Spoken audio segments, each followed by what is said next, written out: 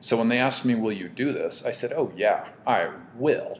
So here I am hiding out in the back of my library right now with my last remaining friend, the Oxford American Writers Thesaurus, and I'm ready to do this. Let's talk books. Let's fire up the blurb machine. Here we go. Okay, up first is Happy, Happy, Happy by Phil Robertson from Duck Dynasty. In a word, it is quacktastic. Okay, so my publicist, whose name is Beth Parker, just sent me a message and said, that room you were in was way too ugly, find somewhere better. So I'm in a new location, book number 2, My Story by Elizabeth Smart. This book is exceptional. Okay, Beth didn't like that location either, so I moved again. I'm going to keep trying, but I'm going to stop updating you about it. The next book on the list is My Beloved World by Sandra Sotomayor. It is exquisite. Read it. Okay, next is Mom and Me and Mom by Maya Angelou, and it is Angelou-esque. That tells you everything you should need. Next up is Waiting to be Heard by Amanda Knox. It is super terrific. Beth, I'm trying, settle down. Okay, next up is After Visiting Friends by Michael Haney. It is volcanic.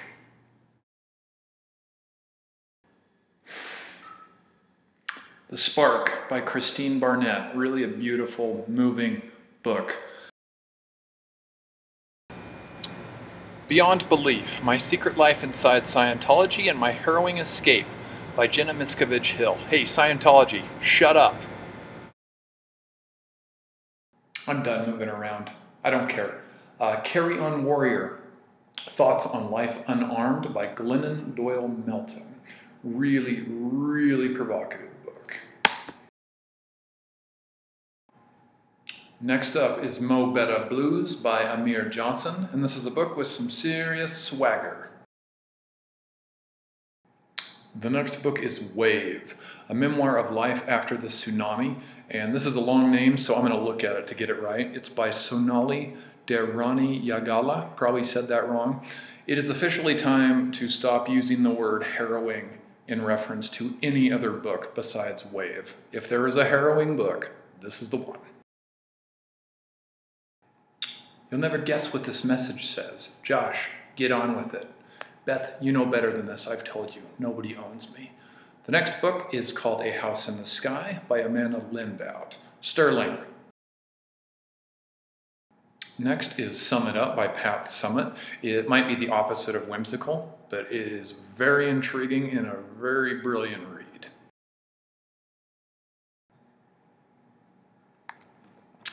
Next is I Am Malala. This book has meant more to me than I can say, so I'm really not going to try to say much more about it.